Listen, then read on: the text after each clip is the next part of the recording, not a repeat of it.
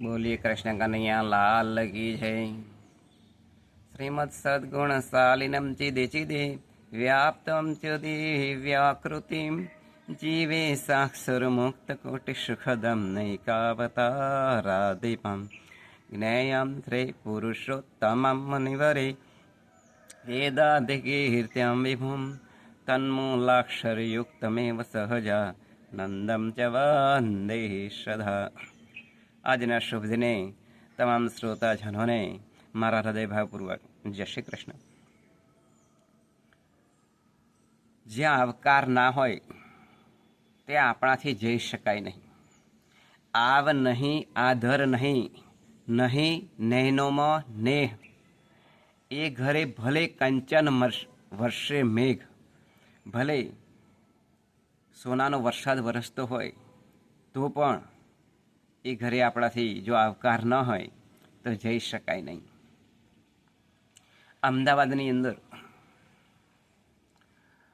એક ભાઈ રહેતા, એમનું નામ હતું સોમાભાઈ અને તેમના ઘરેથી હતા કમળાબેન। આ સોમાભાઈ અને કમળાબેન એ પોતે નિવૃત્ત જીવન ગાળતા હતા। એટલે આ કમળાબેને તેમને ઘણી વખત કહ્યું એમના પતિદેવને કે હાલો ને આપણે આપણો દીકરો એ બેંગ્લોર રહે છે, એનું નામ છે દિગ્વિજય અને તેમના પુત્રવધૂનું નામ છે એ ડિમ્પલ છે। આમ દિગ્વિજય અને ડિમ્પલ આ બંને સારી એવી કંપનીની અંદર બેંગ્લોર એ જોબ કરતા હતા। એટલે અવારનવાર આ કમળાબેન પેલા સોમાભાઈને કહ્યા કરે, હાલો ને આપણે દીકરાને ઘરે ગઈએ। તો આ સોમભાઈ હતા એ કહેતા હતા કે તમારે શું કામ જવું, આપણે અહીંયા સુખેથી રહીએ છીએ। ત્યારે કમળાબેન કહે છે, તમારે તો અહીંયા જ દાટ્યું છે, અહીંયા કંઈક દાટ્યું હોય એમ લાગે છે, એટલે તમે અહીંયાથી એ ઘર છોડવા માગતા નથી। આમ ઘણી વખત એ ટોકતા હતા।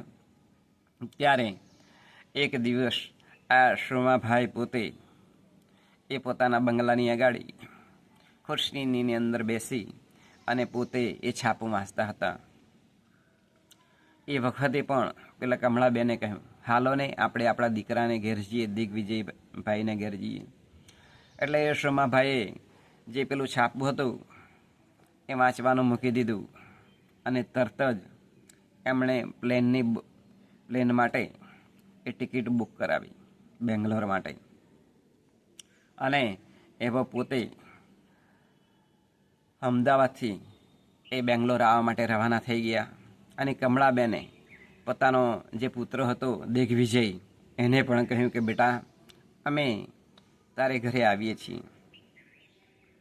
એટલે પેલા દીકરાએ કહ્યું કે સારું મમ્મી તમે આવો, આમ કહ્યું। જ્યારે આ બેંગ્લોર પહોંચે છે કમળાબેન અને એમના પતિ, ત્યારે પછી ફોન કરે છે અને કહે છે કે બેટા તું અમને લેવા આવ, અમે બસ સ્ટેન્ડે ઊભા છીએ। એવા સમયે આ એમનો જે દીકરો હતો દિગ્વિજય, એણે જવાબ આપ્યો કે હું તો જોબ ઉપર છું, માટે આવી શકું એમ નહીં, આપ રિક્ષામાં આવતા રહો। સોમાભાઈને તો ખબર હતી કે મારો દીકરો એ કેવો છે અને મારું લાલન પાલન એ કેવું કરશે, એ તો સોમાભાઈને ખબર જ હતી પહેલાંથી। પરંતુ આ કમળાબેન માનતા જ ન હતા। એટલે પછી એ આવ્યા ખરા, પરંતુ રિક્ષાની અંદર બેસી અને પોતે એ પોતાના દીકરાને ત્યાં પહોંચે છે।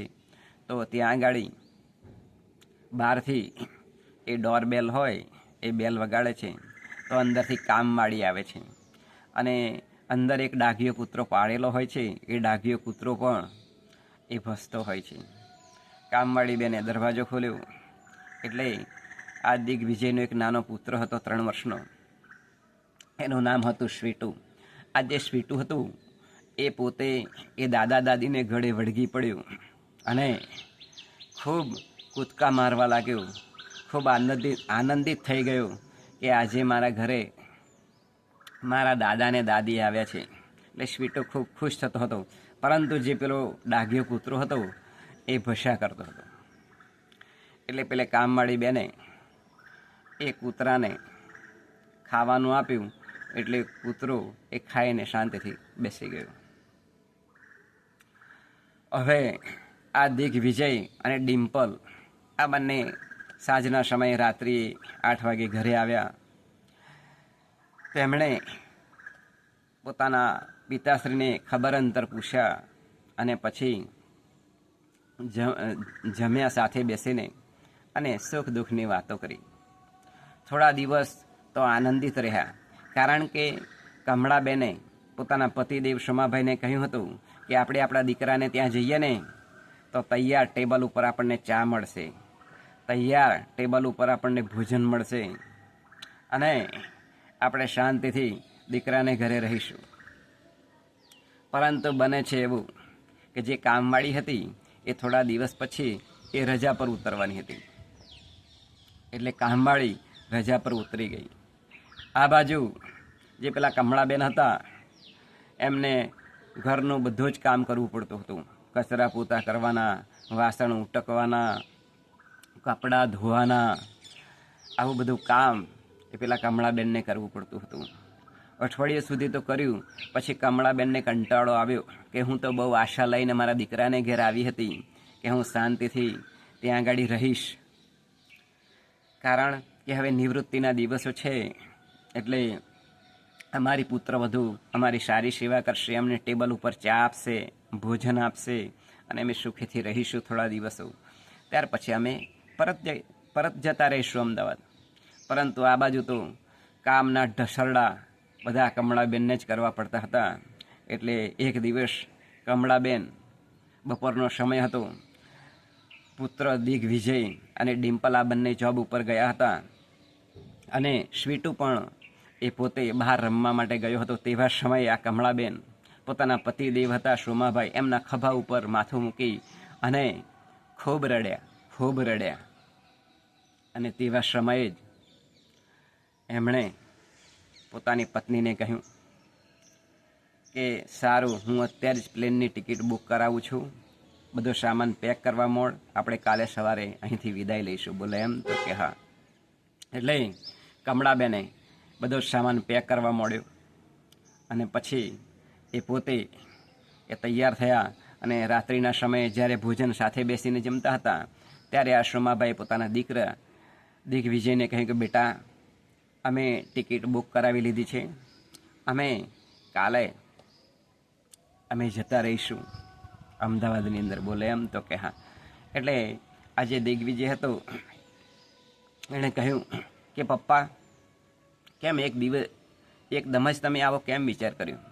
ત્યારે આ જે સોમાભાઈ હતા એમણે કહ્યું કે અમારી પુત્રવધુ ડિમ્પલ એ વારંવાર ટોકે છે અમને, અને તારી બાને પણ કહે છે કે આ કૂતરો ઘરની અંદર બગાડે છે તો સાફ સફાઈ કેમ કરતા નથી. તો અમે અહીં કૂતરો બલાડો મોટો કરવા માટે આવ્યા નથી.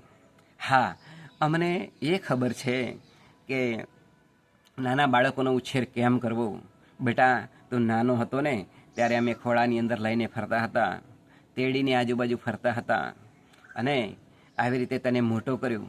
એમ અમને એ ખબર છે કે સ્વીટુને સમય થાય એટલે એને ભોજન આપવું, સમય થાય એટલે ચા નાસ્તો આપવો, સમય થાય એટલે એને બહાર ગાડી આવે સ્કૂલની તો એને મૂકવા માટે પણ જઈએ. પરંતુ આ કૂતરો બગાડી મૂકે એટલે એની સાફ સફાઈ કેમ કરવી એ અમને ખબર નથી. અને આમે પુત્રવધુ અમારી ડિમ્પલ વારંવાર અમને ટોકે છે, એ અમારાથી આમે સહન થતું નથી, માટે અમે અમારા ઘરે પરત પાછા જતા રહીએ. ત્યારે આ જે દીકરો હોય છે દિગ્વિજય, એની દશા એ સુડી વચ્ચે સોપારી જેવી થતી હોય છે. એ પોતે પોતાના માતા પિતાને પણ કંઈ કહી શકતો નથી અને પોતાની ધર્મપત્ની ડિમ્પલ છે એને પણ કંઈ કહી શકતો નથી. આ વાસ્તવિક પરિસ્થિતિ એ એક કુટુંબની અંદર પણ એ કેવી જોવા મળે છે. એટલે જ આ જે સોમાભાઈ હતા ને એણે પોતાની પત્ની હતી કમળાબેન એમને કહ્યું અને લે આ ચાવી. મેં તને કહ્યું હતું કે આ તાળું તારે જ બંધ કરવાનું અને તારે જ ખોલવાનું છે. એટલે ચાવી આપી અને બંને એ જ્યારે એ પરત જવા નીકળ્યા હતા, એમનો જે દીકરો હતો એની આંખમાં તો પાણી આવ્યું હતું, પરંતુ એ પોતાના મમ્મી પપ્પાને કેવી રીતે રોકી શકે. એક કરુણામય વાતાવરણ સર્જાયું અને પછી દીકરાએ કહ્યું કે પપ્પા, હું તમને બસ સ્ટેન્ડ સુધી મૂકવા આવું. તમારી પ્લેનની ટિકિટ છે ત્યાં સુધી હું તમને મૂકવા આવું. ત્યારે આ જે સોમાભાઈ હતા એમણે કહ્યું કે બેટા, અમે જેમ આવ્યા હતા ને એમ અમે અમારી રીતે અહીંયાથી બસ સ્ટેન્ડ રિક્ષાની અંદર જતા રહીશું. ત્યાંથી અમે જ્યાં પ્લેન બુક કરાવ્યું છે તે સ્થળે પહોંચી જઈશું.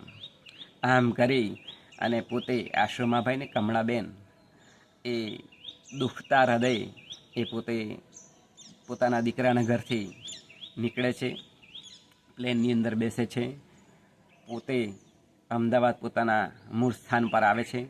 અને પછી આ સોમાભાઈ કમળાબેનને કહે છે કે હવે મેં જ કહ્યું હતું કે આ જે ચાવી જે છે તાળાની, એ તારે જ તાળું ખોલવાનું અને તારે જ આ ચાવીથી તાળું બંધ કરવાનું અને આ ચાવીથી તારે જ ખોલવાનું. એટલે આ તાળું હવે તમે ખોલો. તાળું ખોલ્યું અને પછી ઘરની અંદર પ્રવેશ કરે છે. ત્યારે જે સોમાભાઈ હતા એ પોતે ઉઘડે વળી અને ઘરની અંદર કંઈક શોધી રહ્યા હતા. ત્યારે આ કમળાબેને કહ્યું કે ક્યારનાય તમે આ ઘરની અંદર શું શોધ્યા કરો છો? તમારું શું ખોવાઈ ગયું છે? ત્યારે આ સોમાભાઈ પોતાની પત્ની કમળાબેનને કહે છે કે તું મને કહેતી હતી ને આ ઘરની અંદર શું દાટ્યું છે, આ ઘરની અંદર શું દાટ્યું છે? તો આ ઘરની અંદર સુખ, સમૃદ્ધિ, આનંદ એ દાટેલું છે. એટલે હું એને ખોળું છું અને એ અહીં મળી જાય છે. માટે જ કહ્યું છે કે ધરતીનો છેડો એ આપણું ઘર છે. માટે જ્યાં આવકાર ન હોય ત્યાં આપણે જો ડગલું ભરીએ ને તો દુઃખી થવાનો સમય આવે છે. માટે આપણે આપણા જીવનની અંદર આવકાર ન હોય, આવ નહીં આદર નહીં, નહીં નૈનો મોને, તે ઘર ભલે કંચન વર્ષે મેઘ, એ ઘર ન જઈએ રે. એવા ઘરે ન જઈએ કે જ્યાં આપણું એ માન મર્યાદા હોય, આવકાર ના હોય. ત્યાં આપણે આપણા જીવનની અંદર એ ડગ માડી અને જવું ન જોઈએ. એ જ આજના શુભ દિને પ્રાર્થના બોલીએ. કૃષ્ણ કનૈયા લાલ કી જય.